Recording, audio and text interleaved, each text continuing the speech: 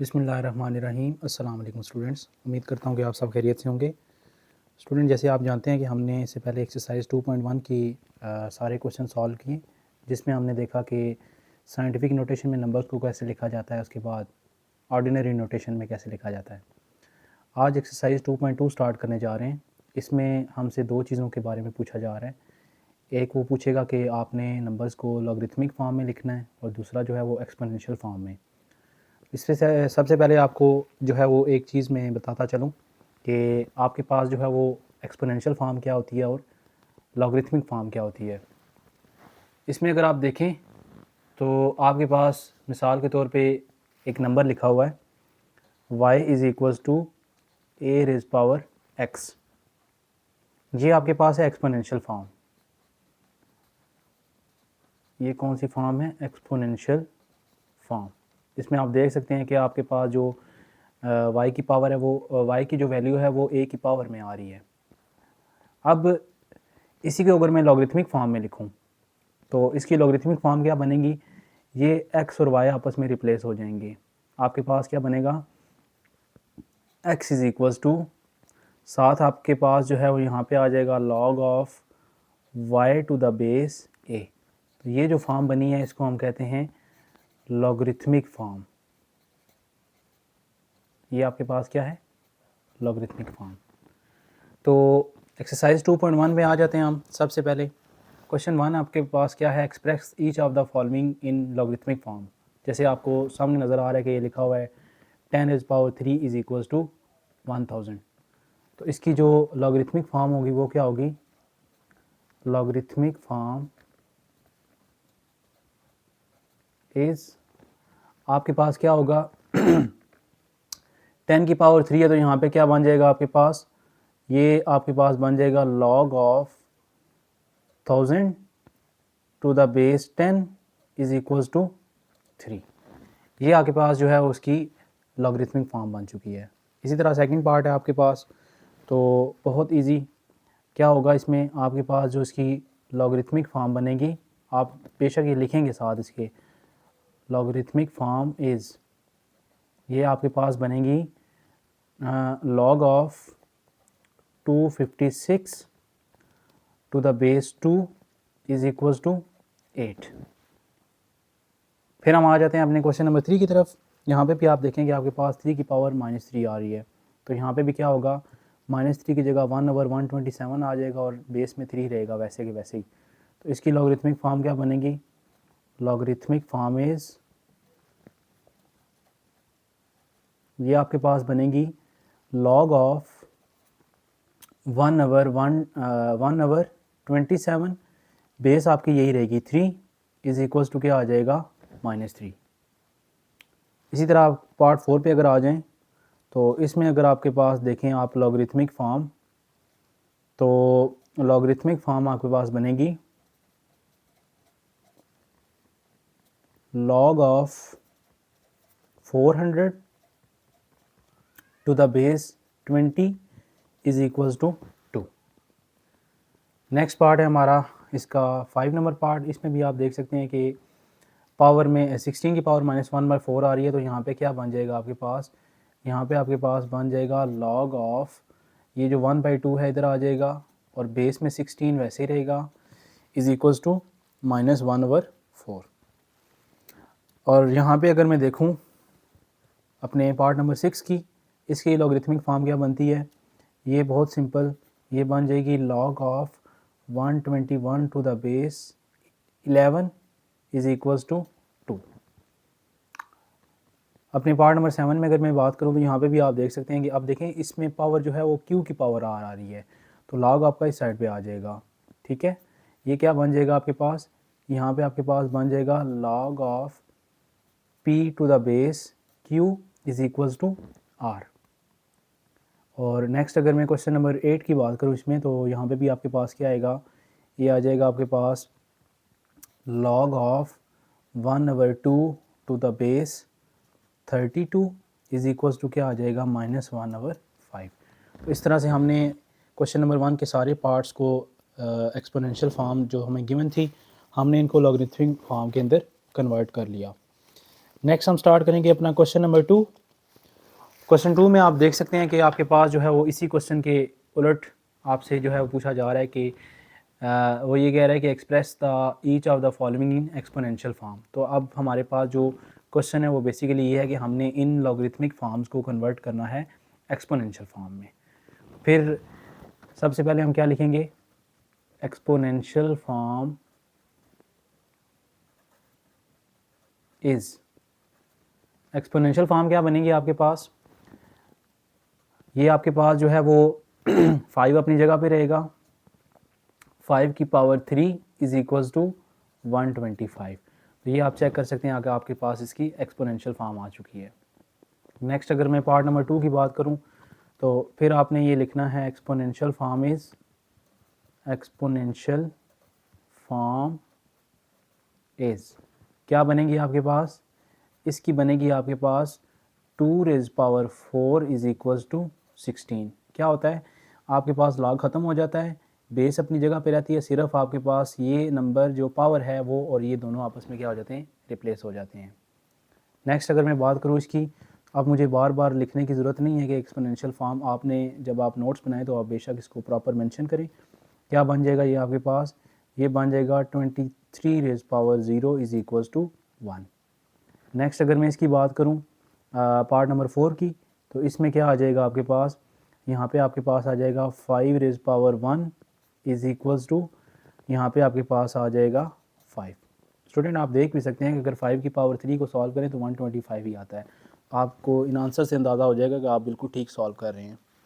Next अगर मैं इसके 5वें पार्ट की बात करूँ, इसमें आपके पास आएगा 2 raise power -3 is equals to 1/8। तो आप 2 रेज़ पावर -3 को जब सॉल्व भी करें तो 1/8 ही आता है। इसी तरह 6 पार्ट में अगर देखूं तो यहाँ पे आप देखें, अब यहाँ पे लॉग जो है वो राइट साइड पे आ गया है, तो क्या होगा, 3 आपका इधर आ जाएगा और यहाँ पे क्या हो जाएगा 9, 3 की जगह 1/2 आ जाएगा यहाँ पे, और लॉग आपका ख़त्म हो चुका है। इसकी एक्सपोनेंशियल फॉर्म आपके पास बनेगी, ये आपके पास आ रहा है 100,000, 100,000 is equals to 10 raise power 5। और अगर मैं इसके लास्ट पार्ट की बात करूं तो यहाँ पे क्या हो जाएगा 4 raise power -2 is equals to 1/16। इस तरह से आपके पास जो है वो इसके क्वेश्चन नंबर 2 के सारे पार्ट्स जो है वो सॉल्व हो चुके हैं। अब हम स्टार्ट करेंगे अपना question number 3। Student question number 3 बहुत इंपॉर्टेंट क्वेश्चन है, यकीनन यहाँ से आपके पास जो है वो एक शॉर्ट क्वेश्चन लाजमी पूछा जाएगा, तो इसको आप लोगों ने लाइट नहीं लेना। और आपके जो पहले 2 सवाल थे वो बेसिकली इसी क्वेश्चन की बेस बना रहे थे। इसमें अगर मैं बात करूँ क्वेश्चन नंबर 3 का फर्स्ट पार्ट, इसमें कह रहा है कि आपने x की वैल्यू फाइंड करनी है, तो आपको लॉगरिथमिक फॉर्म गिवन है, आपने जो है वहाँ से x की वैल्यूज़ निकालनी है। सबसे पहले अगर मैं क्वेश्चन 1 की बात करूँ तो इसमें आपके पास जो है वो आपने क्या करना है, इस लॉगरिथमिक फॉर्म को एक्सपोनेंशियल फॉर्म में कन्वर्ट करना है। एक्सपोनेंशियल फॉर्म इज़, क्या बनेगी आपके पास एक्सपोनेंशियल फॉर्म, ये आएगी आपके पास x raise power 3 is equal to 64 आपका जो है वो राइट साइड पे आ जाएगा। जैसे कि मैंने आपको बताया था कि आपके पास क्या होता है, ये 64 और 3 आपस में रिप्लेस हो जाते हैं और लॉग ख़त्म हो जाता है। अब क्या होगा यहाँ पे x raise power 3 is equals to, आपने देखना है कि 64 किस नंबर की पावर 3 है।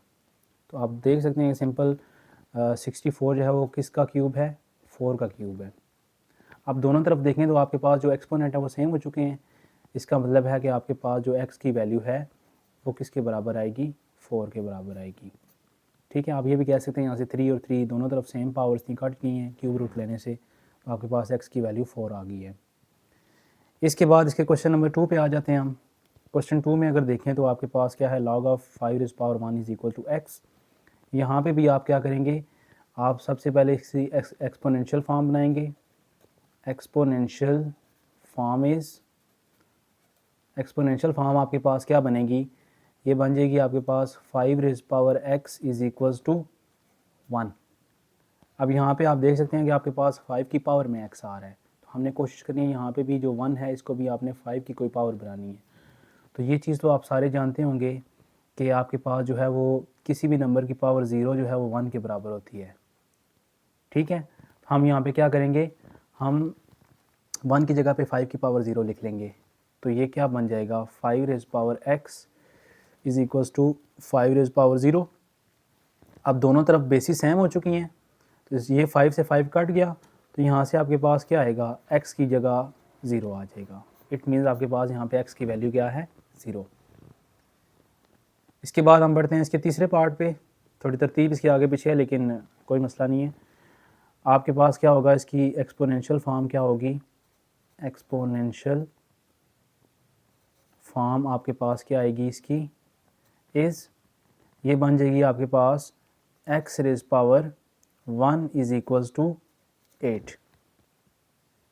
अब यहाँ पे आप देखें कि x रेज़ पावर x ही होता है, इसका मतलब है x की वैल्यू क्या आ रही है आपके पास, 8 आ रही है। ये तो बिल्कुल सीधा सा क्वेश्चन था, डायरेक्ट सॉल्व हो गया।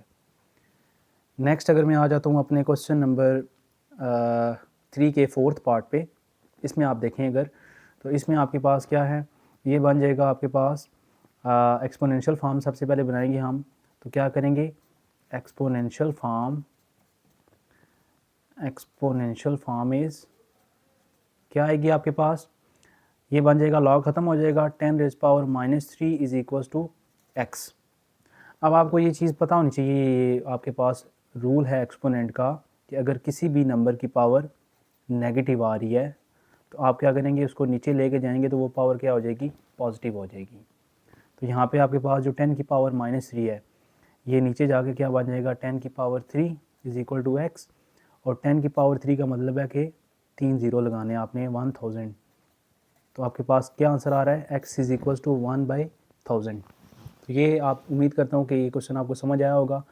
स्टूडेंट एक दफ़ा मैं यहाँ पे 2 सेकंड के लिए पॉज करूँगा, आप इसको स्क्रीनशॉट लेके इसके नोट्स जो है वो सेव रख सकते हैं। नेक्स्ट मैं मूव करूँगा अपने क्वेश्चन नंबर 3 के लास्ट 2 पार्ट्स की तरफ। 5वें पार्ट की अगर मैं बात करूँ, यहाँ पे आप देख सकते हैं कि क्या पूछा जा रहा है आपके पास कि log of x to the base 4 is equals to 3/2। सबसे पहले आप क्या करेंगे, इसकी आप बनाएंगे exponential form. Exponential form is क्या होगी आपके पास, ये बन जाएगा 4 raise power 3/2 is equal to x। और आपको पता है कि 4 जो है वो 2 का स्क्वायर होता है, तो 4 की जगह क्या आ जाएगा, 2 का square whole power 3/2 is equal to x। 2 से 2 कट जाएगा, 2 raise power 3 is equal to x। और 2 रेज़ पावर 3 का मतलब है कि आपने 2 को 3 दफ़ा मल्टीप्लाई करना है, तो क्या आंसर आएगा 8। तो आपके पास जो x की वैल्यू है वो क्या आ चुकी है, 8 आ चुकी है। और हमारा जो लास्ट पार्ट है इसी क्वेश्चन नंबर 3 का, उसकी तरफ अगर हम आते हैं तो आप देख सकते हैं कि यहाँ पे आप क्या लिखा हुआ है, log of 1024 to the base 2 is equal to x। सबसे पहले हम क्या करेंगे, इसकी एक्सपोनेंशियल फॉर्म बनाएंगे। एक्सपोनेंशियल फॉर्म इज़ क्या बनेगी इसकी एक्सपोनेंशियल फॉर्म, ये बन जाएगी आपके पास 2 raise power x is equals to 1024। फिर आपने क्या करना है, 1024 का एलसीएम ले लेना है। तो ये बहुत सिंपल, आप क्या करेंगे 1024, आप देख सकते हैं इसके ऊपर 2 का टेबल जा रहा है, 2 5 टाइम 10, और आपके पास क्या आएगा 2 12 टाइम 24। फिर इसी तरह 2 का टेबल जाएगा, ये बन जाएगा आपके पास 256 टाइम। फिर इसी तरह 2 का टेबल जाएगा 128 टाइम। फिर 2 का टेबल जाएगा, ये बन जाएगा आपके पास 64 टाइम। इसी तरह आप इसको डिवाइड करते जाएं, 32 टाइम।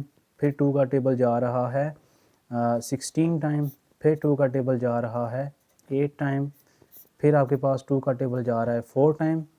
और सॉल्व जब करते जाएंगे, 2 का टेबल जा रहा है आपके पास 2 टाइम, और फिर 2 का टेबल जा रहा है 1 टाइम। तो आप देख सकते हैं ये पूरा डिवाइड हो रहा है 2 के टेबल से। तो कितनी दफ़ा 2 आ रहा है, 1 2 3 4 5 6 7 8 9 10।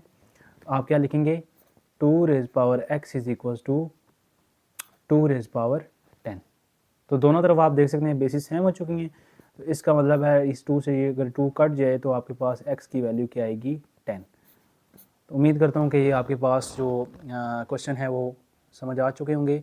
मैं अगेन बता रहा हूँ कि ये जो आपका क्वेश्चन नंबर 3 है, इसका एक पार्ट इंपॉर्टेंट है। पेपर पॉइंट ऑफ व्यू से आप लोगों ने इस क्वेश्चन को मस्ट प्रिपेयर करना है। अपना ख्याल रखें। अल्लाह हाफ़िज़।